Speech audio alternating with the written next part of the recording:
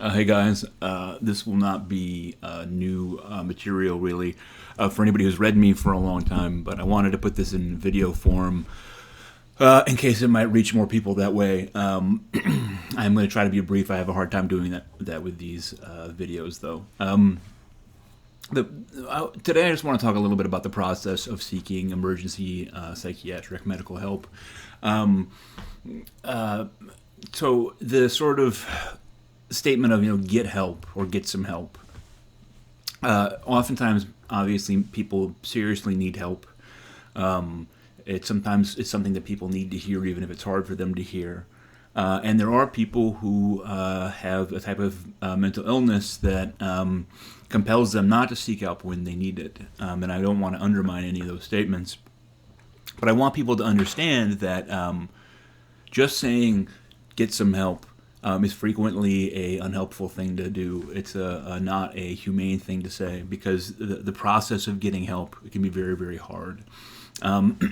It's important to say that there is not some institution that exists in most places where one can simply go to get emergency psychiatric help in any way that's reliable, that is not dependent upon their health insurance situation, or that doesn't require jumping through a great many hoops, often the kind of hoops that are most difficult for you to jump through when you are in a psychiatric crisis.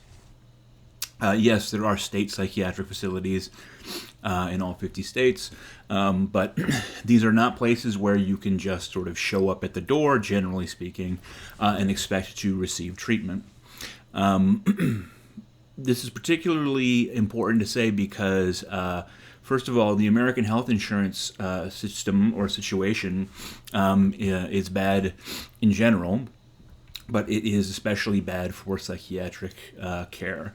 To pick a random seeming example, this morning I was informed by my pharmacy that my insurance company is now adjusting the degree to which it's going to cover one of my medications, and my copay, my out-of-pocket payment, is going to increase by 73 times. I'm not 73%, but it's going to be 73 times more expensive for me to receive this medicine. So I have to fight with them about that now. State mental health facilities are not places where, if you do end up in them, your treatment is guaranteed to be free. All right. That I think there's a misconception that if there is a state facility and you can get into it, that necessarily you're not going to have to pay for some of the cost of your treatment, and that's not universally true, as I understand it. It's also the case that very often people within psychiatric medicine want to push people away from inpatient care, and to say, as I've been told several times in my life, well, outpatient care is the appropriate place for you. Outpatient care is very difficult to come by for many people. First, again, there is the insurance problem, okay? There are very few places for many people in many contexts in this country in which they can expect to receive low or no cost psychiatric outpatient care. Generally speaking, if you're told that you need to go receive outpatient care, then you're being told that you need to find a way to pay for it yourself. You need to find a practicing psychiatrist, become a patient of his or hers, which can be very difficult, and then hopefully you're insured and your insurance will pay for it, but sometimes you're not and you're in a bind. I have in my own life the benefit of a experienced and very caring psychiatrist who's now seen me for over 4 years, and he just sees me off the books. Now that I can afford to, I pay him. When I was unemployed, he refused to allow me to pay him, and we settle up on the side purely out of cash because he's never been in one of the networks that I've been in. I've been in multiple since I've been seeing him, and so I'm just dependent upon his kindness. Okay, and that's not true for a lot of people. Also, the outpatient system can be terribly hard to navigate, particularly, again, when you are suffering a psychiatric crisis. For example, it's not enough to find a doctor, find someone who specializes in the type of care that you need, because very often you will be told that you need to go to a specialist in bipolar disorder or anorexia or schizoaffective disorder or in self-harm, etc. Those people are very hard to come by. Then again, you need to be on your insurance and your network. But they also need to be accepting new patients, which they very often aren't. They need to be able to schedule you in a way that you won't lose your job or mess up your life. So if you are, for example, a parent, finding a psychiatric healthcare provider whose schedule works with your schedule as a parent can be a nightmare. But also, any of these providers have the right to decline to take you on as a patient. Okay, so I am not in one-on-one therapy. Getting back into one-on-one therapy is one of my goals for 2022. But I've been out of it because getting therapy is a nightmare. And this is kind of particularly ironic because I live in New York City, which has to have one of the highest therapy or analyst to population ratios in the entire world. And yet it's such a hard thing to get a therapist. They're often nightmares as far as insurance go. A fair number of them who just don't deal with insurance, so you just pay purely out of pocket. I've been quoted $250 or $350 a session before in my life.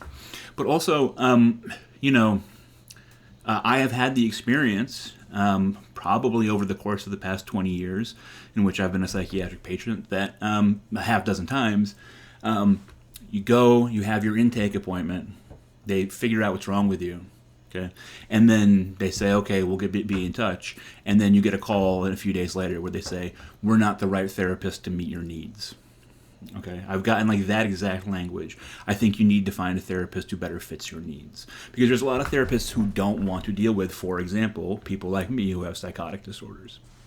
On the one hand, I do understand that they are trying to do the best thing for me in making sure that I have a therapist who matches their specialty. But nobody wants to see psychotic patients, right? Like, it's just not a set of problems that the typical therapist feels equipped to deal with, or I'm sure in many cases they just don't want to deal with them, right? It's too much work or whatever. So saying to someone, just get help, is a tricky thing to do. I would hope that everyone has in their life someone who is willing to follow them through the process. Okay, so let's talk about like going to the ER. Right, you are taken to the ER, or you take yourself to the ER as a psychiatric patient. I have on many occasions complained about the fact that there's this bifurcation in American psychiatric medicine. Right, there is the go get outpatient care, which requires for you to have the money and the insurance and the wherewithal to do that, and to navigate all of a very complex and annoying system at your absolute lowest level, okay? And then there's involuntary commitment, okay? And in between, there is voluntary admission to a psychiatric hospital. Now, I've been involuntarily committed, again, when I was 20 years ago, when I was 20 years old. I'm never going to be involuntarily committed again. I can promise you that.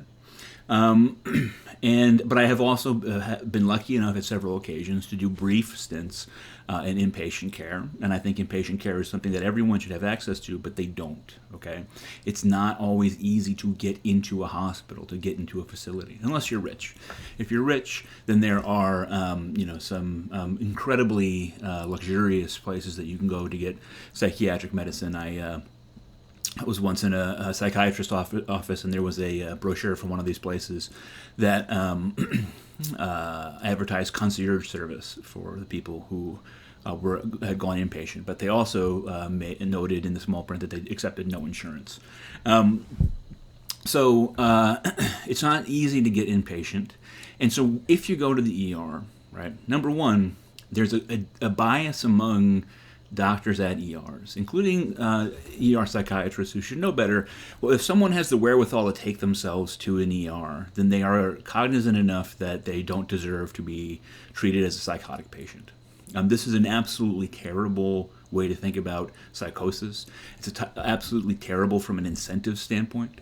It just breaks the system for many people, right? People come to the point where they understand that they desperately need help. Like, I mean, I cannot stress enough to you that it is entirely possible to be psychotic and to be suffering from delusions, in the sense of believing things that are not true and that you have no reason to believe are true, and to believe them as firmly as you believe that you're sitting in the chair that you're sitting in. Okay, to have psychotic symptoms, to be operating on that level, where you believe, for example, as is common to my bipolar mania, to be intensely paranoid to the point of believing that there are conspiracies against you that seek to do you harm, and that when you see a stranger walking by on the street, you believe very, very deeply inside yourself that is not a random person, but that's someone who has been sent by a shadowy conspiracy to harm you.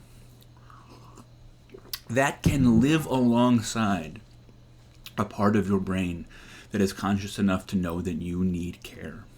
In general, thinking that psychosis is the opposite of conscious thinking is just wrong. Okay, like that's not how it works. When I am psychotic from bipolar mania, my problem is not too little consciousness. It's like too much consciousness. Okay, I'm thinking too much. I am too fixated. I am too certain, right?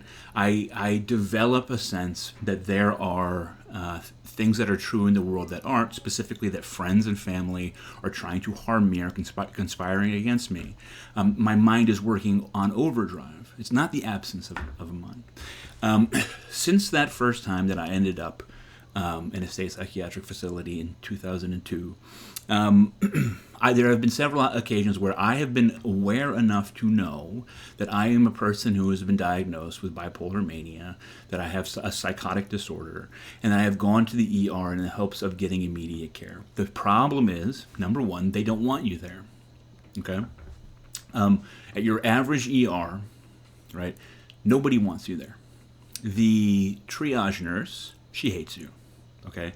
Look, I know it's probably a really hard job. I have great respect for what they do. Most triage nurses that I have encountered in New York State, in Connecticut, in Rhode Island, in Indiana, most triage nurses do not take psychiatric patients seriously and see them as a waste of hospital resources and someone who's clogging their system. Either you are so far gone that you are being brought to the ER strapped to a gurney and you immediately receive a hefty dose of Haldol, in which case they can just shuffle you into the state system and you're no longer their problem anyway, or you don't belong there. I mean, that's simply the way that a lot of people involved in emergency medicine in America think. So you have to sort of get past that barrier, right? Now, what they'll do, in my experience, is they'll put you on ice.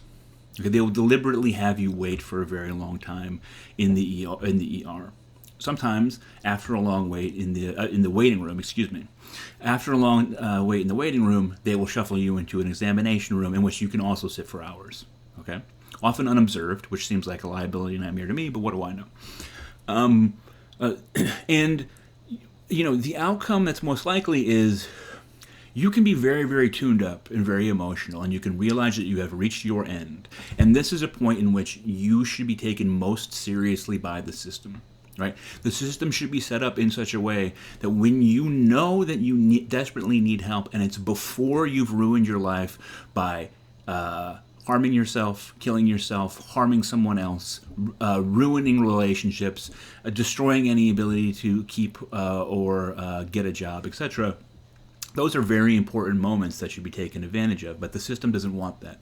The system says if you show up at the ER seeking help, you're probably well enough to not need ER help, and so they want you to calm down while you're on ice. You calm down, and there's always, for any mental health care you ever get. Look, I have been diagnosed as psychotic multiple times in my life. I have, like I said, spent stints both voluntarily and not in inpatient treatment in facilities. I've been in front of a dozen doctors in my life. There's still a part of you that has that voice in your head that you're actually okay. You don't really have this disease or this disorder. You're just being weak in that moment, right? And I have every reason to know that I have bipolar disorder, and it's still, there's a voice in the back of your head while you're waiting to be seen that this is stupid. I just look weak and ridiculous. I'm just overly emotional. All I need is a good night's rest, whatever. So they want that voice to work on you over time, and then as it works on you, you walk out of the ER. And you're not their problem anymore, right? Of course, the issue is that none of the underlying problems has actually been addressed, okay? None of the underlying problems have been cleared up or solved at all right? But then if you actually get to see the doctor, okay, so you may see someone who is not a psychiatric specialist, a psychiatrist at first. They think that the purpose of the ER is gunshot wounds, broken legs, etc. So they don't want to see you. They are people who very often push the "you just need a good night's sleep" line. Even if you see the psychiatrist, again, the ER psychiatrist, particularly in a big city, their definition of their job is dealing with acutely psychotic patients whose psychosis fits a certain model of what psychosis looks like to them, like a certain academic model about what psychosis is, and those people they can safely shuffle into the state system, and it's not their problem anymore, right? They don't want to deal with complex cases, so they have a very strong tendency to push into these two directions. It's either, okay, you're getting involuntarily committed, okay, and you're not my problem anymore. Or it's, oh, you just need a good night's sleep. We'll set you up with some outpatient care appointments, and here's a bottle of hydroxyzine. Go get fucked, right? You're back on the street, okay? For the record, those appointments that they make for you for outpatient care, it's not like you suddenly don't have to pay insurance for that, right? Or that it's not going to mess up your life. The last time I had a psychotic emergency, I ended up in Staten Island, and they wanted me to see the social worker in Staten Island, and that's just, a nightmare if you're living in Brooklyn, right? And the fact that it happened to be that way was the system was indifferent to that for my sort of problem with that. And anyone who has been here before knows that there's a really delicate dance involved, which is being involuntarily committed can ruin your life. Okay? Being involuntarily committed can save your life, and we need involuntary commitment. I don't know how you could have a humane mental health system that does not have the ability at times to compel people to get treatment. Okay? But involuntary commitment can also ruin your life. It really can. From everything that I've read and talked to people about, you often will hear about a 72-hour hold, right? So basically they can hold you for 3 days, but then the law says you got to have a hearing or something. And from one that you talk to, in many places, it's kind of a joke. If the doctors want you to stay, you stay. Okay? And most people can't just take that break in the middle of their lives. They can't go to the hospital not knowing, hey, am I going to be out in 7 days from now when this project is due for work or whatever, okay? But again, that's the kind of consideration that the system expects you not to be able to make if you genuinely need help, right? The system only thinks you genuinely need help if you can't make that kind of distinction. So, the thing is like, and I struggle with how to put this. You get better at being psychotic if it's happened to you more than once. I know that's a very weird thing to say, but you really can develop a certain level of experience within the system and within your own illness to be able to manage things better than you managed them in the past. And this can actually be very dangerous because you are able to manage them to the degree to which you can avoid treatment for longer, right? Like, how to work doctors. the getting into the sweet spot where you can get treatment, emergency treatment, short-term, immediate emergency treatment, that might result in an inpatient but voluntary, so in other words, not an involuntary commitment, scenario without risking being put into an involuntary hold, can be a very delicate dance that you have to do. You shouldn't have to, right? If you indicate that you're a danger to yourself or to others, in most states, the sort of liability avoidance mechanism of most people, of most doctors, sort of rings in their head, and they say, okay, well, this is a scenario where the way that I can ensure that I don't get sued is if I involuntarily commit them, and we throw them into the state system, and after that, it's not my problem. Right? That is the self-defensive thing for them to do. So if you want to avoid that while also having your problem be taken very seriously because you are your life is in danger in the broader sense, even if you are not an immediate risk of suicide, it's just not very easy at all. And I don't wish it on anybody being in that position. It's really brutal. Look, there was I talked about group therapy in my blog a while back, and some people had an argument about involuntary commitment. And some people said, well, it's not used enough because there's people who need to be saved, and sometimes their hands are tied. And then there's people say, oh no, it's too easy, and once they have you, you can't reliably get out. But my answer is just of course, it can be bad in both ways at once, right? That there are people who could desperately use an involuntary commitment to save their lives, but for whatever reason, the way that the system breaks down at that time doesn't put them in. And at the same time, there are people who are put into scenarios where they get involuntarily committed and they're thrown into the system, and through whatever quirk of the time that they're there, I can't speak for everywhere. Obviously, my own personal experience is limited, but a lot of people talk about such scenarios where they got involuntarily committed and there was no hearings, they never got to talk to a lawyer. And so this gets to the other thing, which is taking someone to the ER on a psychiatric emergency is taking a lot on yourself. And I'm very thankful to the people who have done that for me in the past. And that is something that I have done for people, including strangers, in the past. But there is a much bigger responsibility than just sitting there for the hours that you are put on ice waiting for the doctors to see the patient who needs emergency mental health care.